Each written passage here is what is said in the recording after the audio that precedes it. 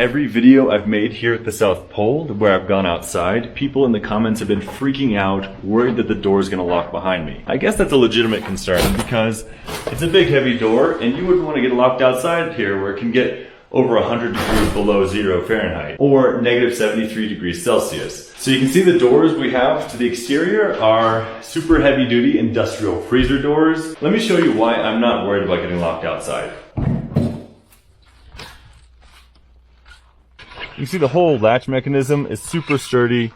I think probably the first thing to fail would be the spring in here.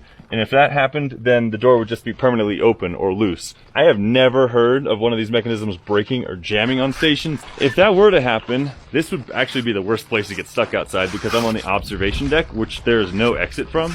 I'd probably have to jump on this flagpole and slide down. Any other exterior door on station, you could just walk around to another door and walk in.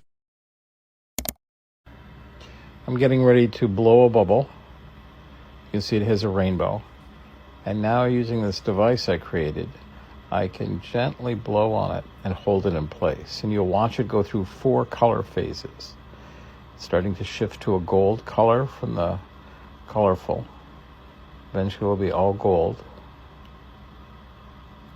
And if it stays in the air long enough, it'll switch to clear. Starting to move towards clear now. And then from the clear phase, it'll go into a skeleton or a ghost bubble where it's just the filaments of polymer that remain, the water's all evaporated, until finally there's no strength and it falls apart. I view the other side as uneducated. I'm running. They think they are uneducated? I'm running for this.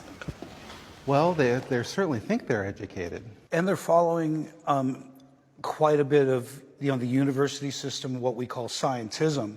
Right, scientism. Obviously is the belief in what's written, where we tend to be exploring in the field with physical properties, not theories of any kind. We're using actual measurements that are calculated not by our guidelines, but the guidelines of science as we know it. I can only hope they're uneducated as opposed to disingenuous. Well, that's the other thing too, because we know that it was on a large scale, the government has been disingenuous, and they're pushing a narrative, right? So it's hard for us. I mean, I'm sure that you've met people too. It's like, look, you haven't looked into it yet, or are you a shill? Are you part of a disinformation campaign?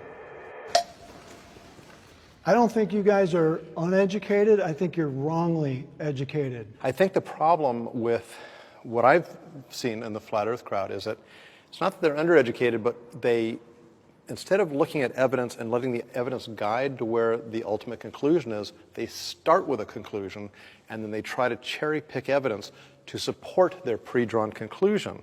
They cast away all the bits of evidence that actually is contrary to their beliefs. I think that you're very well educated as well as you are, Jim. Certainly Ali is. He's probably got the best education of all of us. Exactly, and he paid for it too. But more and more professionals are coming on board. They're starting to question their reality. So the thing of it is once you start to really take a hard look at the evidence, and you are unafraid of just standing for the truth wherever that may lead you, then people end up becoming flat earthers. You can really only get so intelligent before you lose your mind. Pythagoras thought that when you farted, you lost part of your soul. This all stemmed from the fact that he thought that beans contained human souls. Apparently once he literally told his followers eating beans is the same as eating your own parents. His obsession with beans was so deep that when attackers chased him to the edge of a bean field, he literally told them, "I would rather die than step on a single bean," so they slit his throat. He also murdered one of his friends for discovering irrational numbers, but that's a different story. Tycho Brahe was a Danish astronomer who helped discover the true orbits of the planets, but he also knew how to throw a mean house party. His favorite drinking buddy was a literal moose that would follow him around like a dog. But he had to find a new drinking buddy when one night his moose got too drunk and fell down the stairs and died. He also had a dwarf court jester who he was convinced could see into the future. I'm sorry, I know this picture is actually a jump scare, but he walked around for half of his life with a brass nose because he lost it in a duel over math. But while all this was going on, rumors were spreading that he was sleeping with the Queen. People also think this was the inspiration for Hamlet by Shakespeare. Legend. William Buckland was a British archaeologist who was obsessed with eating everything. Yes, I mean everything. Before he croaked, he had eaten an ostrich, a panther, a porpoise, a puppy, a hedgehog, literal bat urine, and the shrunken heart of King Louis XIV. Paracelsus was a Swiss toxicologist who thought that if you mixed baby juice and human blood, you could make a very tiny man. And that's all I'm going to say about him. I mean, look at the dude. Italian physicist Giovanni Aldini became one of the most famous people in the world because he would put on live shows where he would just zap dead things with electricity and be like, oh look, it's alive. Last but not least, Nikola Tesla was literally the definition of a mad scientist. He was afraid of human hair and claimed he met aliens on multiple occasions. He ate alone every day because apparently he couldn't enjoy his food unless he calculated the volume of every bite. And to top it all off, he never once dated but instead fell madly in love with a pigeon. Some people even think he married it. When you look around and you see those little kind of like a blur, you know what I'm talking about? No, it's I'm gonna put it on screen. It's like those it looks like cells. Yeah, it looks like a microscope, bro. I thought I was the only person to ever see that, but I looked into it, I think 2 years back because I saw it on Twitter. Someone was like, yo, y'all, anyone else see this shit? And it's exactly what I saw. I think it's like microscopic dirt in our eye. It's dirt. That just like moves around, or it might be dirt, or it might be just something in our eye that we just see, like something that we just see. But I thought it was so weird. I was like, yo, am I like unlocking something right now? Yo, am I seeing things that like I've never seen before? Yo, did you know there's like microscopic living germs on our face? Yeah, like hell yeah. And they zoom in on it. They use like a microscope. Nasty, bro, they look scary, fam. But that's all over our body. There's like parasites. There's everything in our body. Yeah, even on our I'm pretty sure our eyelashes. There's like some type of like a mite. Yeah, there's a mites. Yeah, that's crazy. I saw that. If you think about it, like our body. So, leave him on red. I don't answer. Damn, little mama, I love the way I see you dance. What would happen if we detonated humanity's most powerful nuclear weapon at the deepest point of the ocean? For sure, tsunamis hundreds of meters high would destroy coastal cities, earthquakes would level countries, new volcanoes would bring us nuclear winter. Maybe even Earth could be ripped apart or thrown out of orbit. Well, almost. Currently, Earth's deepest known point is inside the Mariana Trench.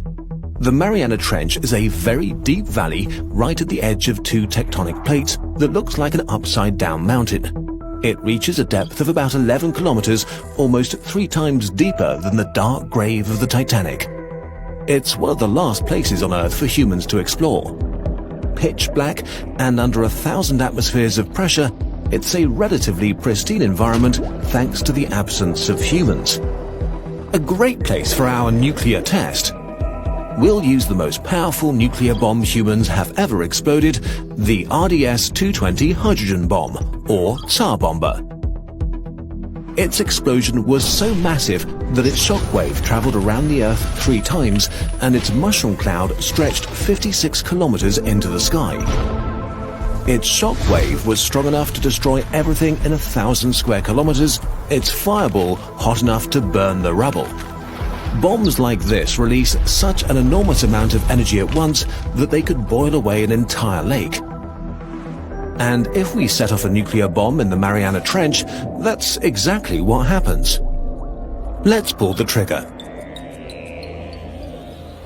In the first few microseconds, the nuclear fuel undergoes its chain reaction and explodes with the power of 50 megatons of TNT. A blinding flash of light illuminates the darkness of the trench for the first time in history. The heat of the explosion produces a cavity, a flaming bubble of water vapor, radioactive nuclei, and the remains of very unlucky fish. The bubble grows quickly as it vaporizes the water around it. The pressure of the bubble is immense, plowing outwards as if there's nothing in the way, sending off a shockwave that will be felt by seismic stations and whales around the world. And then, almost as fast as it emerges, it stops. On the surface of the Earth, this fireball bubble would grow to 10 kilometers the second after it's detonated, as the atmosphere barely puts up a fight to hold it back. But the pressure at the bottom of the Mariana Trench is enormous. With 11 kilometers of water overhead, being in the Mariana Trench is like being crushed by a hydraulic press from every direction. Here, a second after the detonation, our bubble is about 1 kilometer across, when oddly enough, it starts to shrink. The bubble overextends itself, losing pressure as it expands,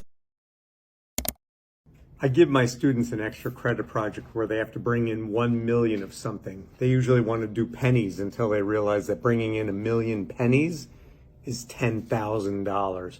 1 million is a big number. There's 1 million of these tiny little wax beads in here. What's crazy about that is that if each one of these was an Earth, it would still fit inside of our sun. That's how big our sun is. And yet our sun isn't even that big. Our sun is a medium-sized star. The star UY Scuti is 3.7 billion times bigger than our sun. 3.7 billion suns would fit inside of that star. 6.5 quadrillion Earths would fit inside of that star. Do you feel insignificant yet? Is that it will be absolutely fantastic. So, if what I say now seems to you to be very reasonable, then I'll have failed completely. Only if what I tell you appears absolutely unbelievable have we any chance of visualizing the future as it really will happen. Let's start by looking at the city of the future. Some people think that it will be like this. And they're quite right. In fact, everything you see now already exists. All the materials, all the ideas, these things could be put into practice immediately. But what about the city of the day after tomorrow? Say the year 2000. I think it will be completely different. In fact, it may not even exist at all. Oh, I'm not thinking of the atom bomb and the next Stone Age. I'm thinking of the... Let's go bird ringing. We use mist nets to catch the birds, and once we've got one, we carefully and quickly extract them from the net and put them in bags to calm them down. It's when we get them out to do the science that we can really appreciate them. This gorgeous goldfinch, or this amazing kingfisher, tiny goldcrest, or this magnificent jay. Next we ring the birds. We fit them with a uniquely marked, lightweight metal ring that allows us to work out how long these birds live and where they go. We also record the age of the birds. Take a look at this blue tit here. We know it was born this spring because those blue feathers are much more intense than these blue feathers here. We can sex nuthatches by peeking under the wing. Deeper reddy brown is male, lighter reddy brown is female. Then we take a wing length before we have to weigh the birds. We pop them in these old film canister pots, which holds them nice and snug and keeps them calm when we pop them on the weighing scales. Always worth having a slightly bigger pot for birds like this kingfisher. And in a few minutes they're back in the air, with their shiny new ring ready to contribute to our understanding and conservation of all of these species.